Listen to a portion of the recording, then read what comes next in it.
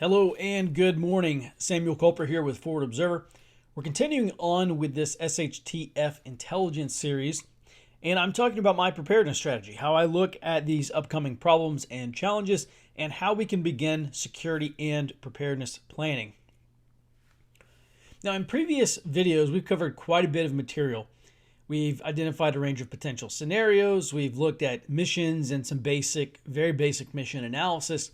And we've identified our needs for those missions. And then hopefully from that, we can prioritize our resources. So by now, in the first three steps, you should have a good grasp on some realistic expectations of the future. We can't possibly know or consider every eventuality because there are things that we don't know. There are black swans. There are things that we cannot anticipate. But we should at least be able to get to an 80% solution just in those three steps. Remember, we're looking for things locally that can break or go wrong. And now today we're talking about how to develop early warning. We know what to expect generally, or maybe even specifically we know what to expect. And the second and third order effects that we are going to experience are the things that we're going to be preparing for. So now it's our job to get a heads up before those effects begin to impact us. What is early warning? Well, probably the best way to describe early warning is foresight. For us, that's going to be strategic or tactical foresight. On the strategic level, we know that a recession is possible, if not probable, in the next 12 months. That's something that we at Forward Observer have been following very closely for the past probably year. And of course, this week there was a lot of news about a yield curve inversion. That's certainly a strategic indicator. And we've been following it very closely because we believe, like many other people, that this next financial crisis is going to be very disruptive. So we develop foresight into what's going to be affected and how it might play out. This is a very basic example of early warning. You are being warned that something could happen in the future.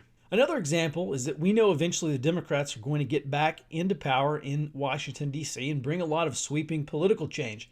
This is something with a very high probability. It's near 100% on a long enough time scale. And it's something we should be thinking about and planning for. There's a good likelihood that we're going to war with Iran. My concern specifically with Iran is that they lack a conventional force projection. And so instead they use well-funded terror cells and proxy groups to attack U.S. interests. We could also be looking at cyber attacks. After the joint U.S.-Israeli malware attack known as Stuxnet, Iran began developing cyber power, and they have been exercising it. In 2013, Iranian-backed hackers shut down some banking websites and targeted a dam in upstate New York, which were generally low-level attacks, but we know they're capable now of doing a lot more. In case you weren't already tracking, here's your strategic warning that war with Iran could bring domestic systems disruption. Now, these are strategic events, which means that we have time to make some strategic decisions in order to prepare for them. Typically, strategic warning is at least 3 to 6 months out, which gives us some time to prepare. By the way, Forward Observer's warning service tackles this problem of strategic warning. We provide strategic foresight so that our subscribers can begin making some strategic preparedness decisions. You can find out more at forwardobserver.com/trial. Now, another example that you might notice is different gang tags popping up in new places. And these gangs are signaling that they are expanding their territory. You get overlapping turf, and then you get gang violence in your area of town that used to be a really safe place. Here's a true story. My high school was in an upper middle class suburb, predominantly white. Violent crime was almost unthinkable. It was a very safe place. And then the school district realized that they could make a lot more money with better sports teams. So they started recruiting inner city kids who were really good at sports. They were all black kids who had ingrained in them these inner city cultures and, surprise, surprise, gang affiliations. And so the school district started getting their parents apartments in our little slice of suburbia so that their kids could come and play basketball and football. And then we started winning state championships every year. And the year after I graduated high school, one of those kids murdered another black kid in gang-related violence. And drugs started pouring into the schools, property crime went up, violent crime went up, gang tags popped up literally overnight. It was very disruptive. And yeah, that school's producing some great athletes, but they just absolutely wrecked the education for a lot of kids who are now dealing with gang and drug culture in their schools and in certain parts of town. So I'd just like to congratulate my hometown. But for anyone who is paying attention, that was entirely predictable, and that's an example of early warning that could have been produced. And then there's tactical warning, which has a much shorter time frame, anywhere between minutes to days, maybe weeks. Back during the Malheur Wildlife Refuge event, I was telling some of the local guys that things with law enforcement should be calm until the Bearcats and Matt V's started rolling in. And once you saw a militarized police presence, it was time to reassess the situation, because obviously law enforcement capability will have expanded, and the federales will have some more options at their disposal. One of the local guys got a call one afternoon about an up-armored gun truck driving towards Burns, Oregon, and that person who made the phone call told us the location. So this guy and I hop in my rental car, we start hauling ass outside of town where this truck was spotted, and sure enough, there was a Lenco Bearcat, an armored police truck, on a lowboy trailer at a truck stop. So we get out, we take some pictures, and we post them to social media as evidence that, yeah, the feds were bringing in some heavy-duty stuff. And so that's an example of tactical early warning. By the way, I was not with the guys who were conducting the Malheur protest or the Malheur occupation. I was with the locals who were trying to understand what was going on in their town. Another example is once the boogaloo kicks off in earnest, if you hear about an overnight burglary of a gun store, or maybe a robbery of a gun store, and those guys, whoever they are and whatever side they're on, make off with a small arsenal of firearms, that could be tactical early warning that some more stuff is about to pop off.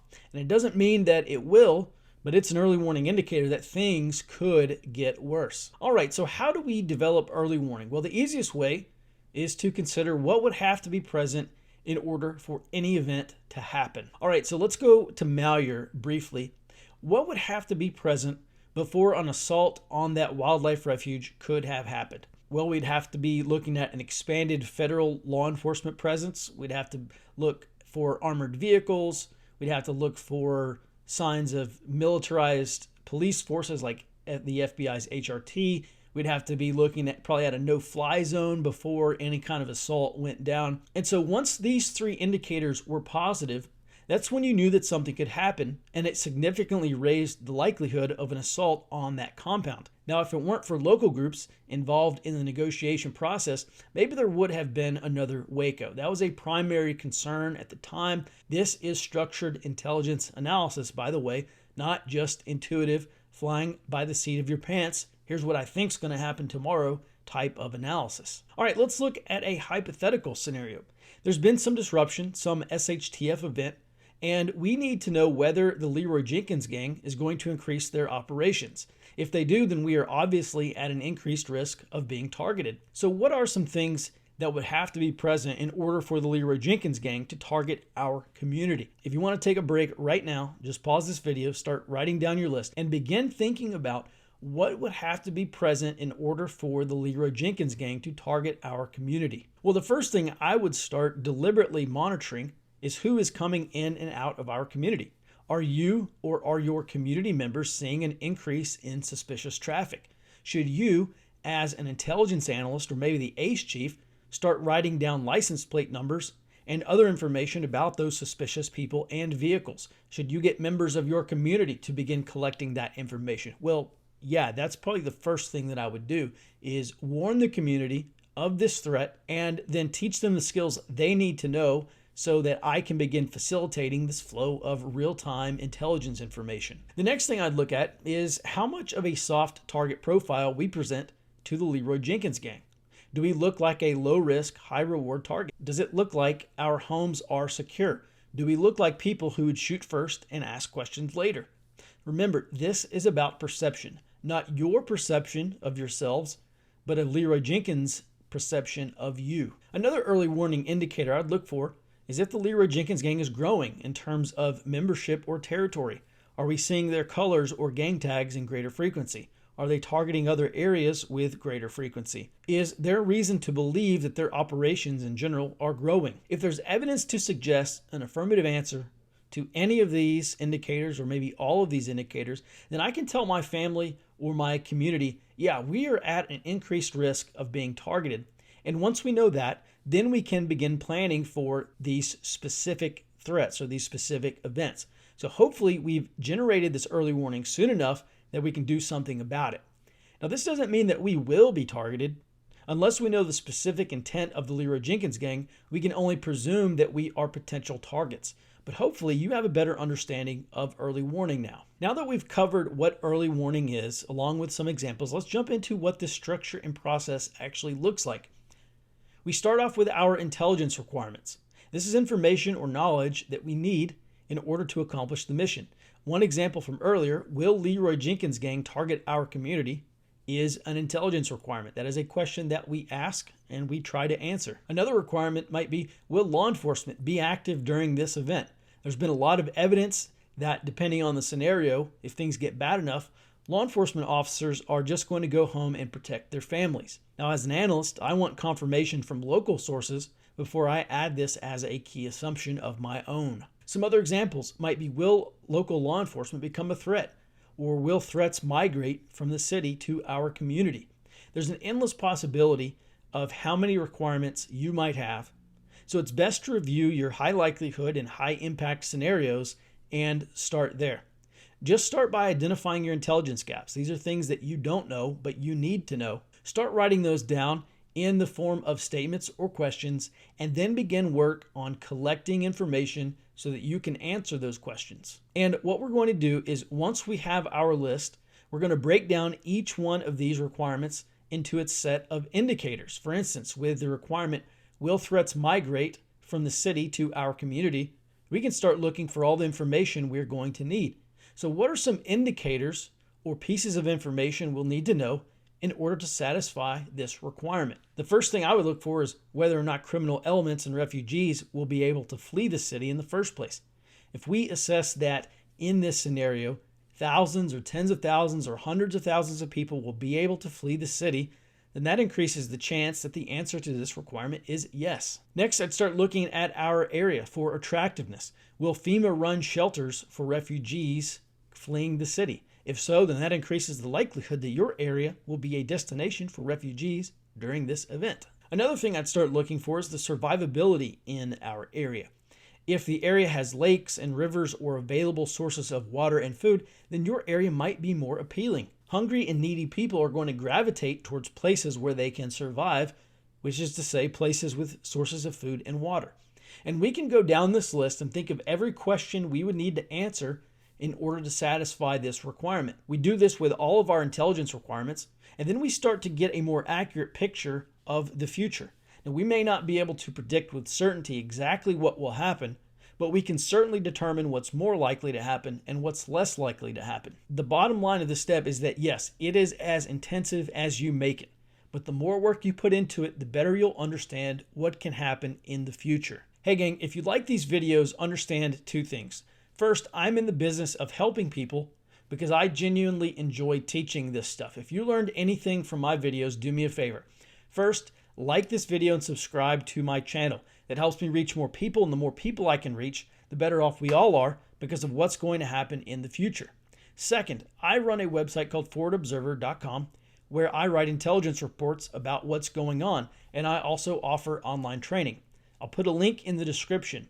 This is how I make a living. It's my full-time job. If you think I'm good at it and you know that you need these skills, then let's help each other. Subscribe and you can get access to a growing library of training videos on intelligence gathering, security, and conflict. Lastly, I signed up for a Patreon account. If you want to support me in my efforts, if you want to support Forward Observer TV, then pitch me a few bucks and come hang out with us. I'll be answering your questions and you can help me decide on which topics and videos I will discuss next. Now that does it for this video. I appreciate all the love and support. I hope you put this information to good use. And until next time, stay out front.